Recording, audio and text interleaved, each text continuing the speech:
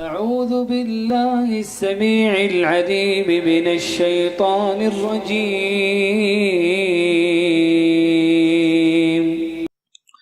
بسم الله والحمد لله والصلاة والسلام على رسول الله وعلى آله وصحبه ومن والاه. Assalamu alaikum wa rahmatullahi wa barakatuh. Je vais aborder bi'idhnillah le sujet du Mawlud Nabawi, donc l'anniversaire du prophète Mohammed alayhi salatu wassalam. Pourquoi? Parce que, et je vais peser mes mots, je déplore le fait est que de plus en plus de gens la fêtent. Pourquoi? Tout simplement parce que j'estime qu'avant de faire quoi que ce soit, nous devons déjà interroger nos textes. Nous devons déjà interroger nos pieux prédécesseurs et savoir ce qu'ils ont fait face à cela. Et ce que moi je remarque, personnellement, et je ne suis pas le seul, c'est une absence totale de cette pratique à l'époque de la révélation et même après. De ce fait, je vais essayer de faire une analyse avec vous et on va essayer bi'idhnillah de se poser des questions afin de voir qui est le plus proche de la vérité, donc le plus proche du haqq bi'idhnillah. Revenons sur ce hadith du prophète Mohammed alayhi salatu wassalam qui dit: donc toute innovation est un égarement et tout égarement mène en enfer. Il s'agit naturellement des innovations liées à la pratique religieuse émanant de ce que Allah a enjoint ou de ce que le prophète Mohammed alayhi salatu wassalam a dit à travers donc sa prophétie et donc à travers la sunna du prophète Mohammed alayhi salatu wassalam qu'on retrouve dans ce qu'on appelle donc les hadiths authentiques. De ce fait, on va essayer de revenir là-dessus et on va essayer de voir si effectivement il y a une présence ou non de quelque chose qui pourrait nous faire dire que le prophète Mohammed alayhi salatu wassalam a fait le Mawlud Nabawi ou bien les compagnons, etc. Pour ceux qui ont fait un minimum de recherche, il est évident que cela est absent. Le prophète Mohammed alayhi salatu wassalam n'a jamais fêté sa naissance. D'accord? Les compagnons ne l'ont jamais fêté, sachant que vous savez qu'il y a des compagnons qui ont été enfants, donc ça veut dire qu'ils ont vécu quand même énormément de temps après l'époque du prophète Mohammed alayhi salatu wassalam. Et ensuite les tabi'in qui ont connu les compagnons, qui eux-mêmes n'ont pas fêté la naissance du prophète Mohammed alayhi salatu wassalam.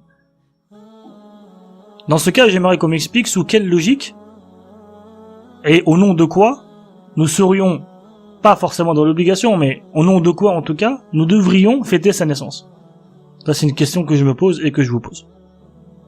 Les compagnons radiyallahu anhum n'aimaient-ils pas le prophète Mohammed alayhi salatu wassalam plus que nous tous réunis?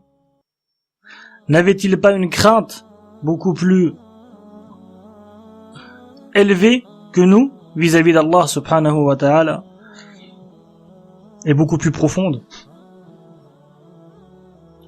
Ensuite, voilà, c'est là où je voulais en venir. Il y a une divergence donc sur la date de naissance. Donc il y en a qui disent que c'était 8 Rabi' al-Awwal, il y en a qui disent que c'était le 12.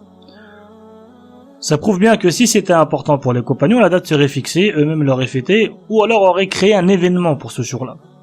Ne serait-ce qu'un événement. Et s'il y avait eu preuve d'événement, il y aurait eu fixation de date. Ce qui n'a pas été le cas. Voilà. Et puis en tant que musulmans, devons-nous prendre des risques de rentrer dans ce hadith du prophète Mohammed alayhi salatu wassalam qui dit que toute innovation est un égarement et que tout égarement mène en enfer?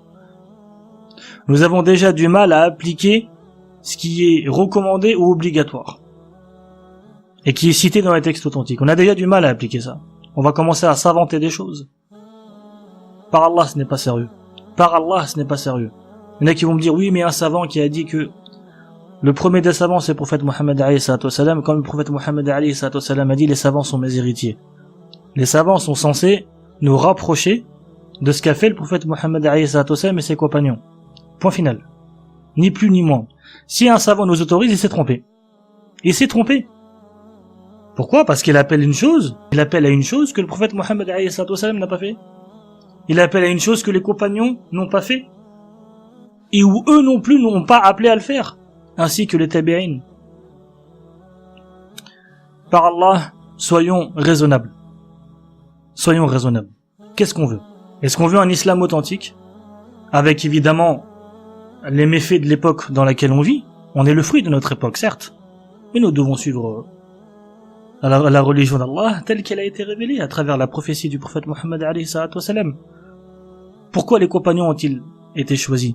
Les compagnons du prophète Mohammed alayhi salatu wassalam, donc radiyallahu anhum wa ridwanallahu alayhim, ont été choisis pour accompagner le prophète Mohammed alayhi salatu wassalam, pour transmettre la religion, sachant qu'ils ont appris la religion de la bouche même du prophète Mohammed alayhi salatu wassalam.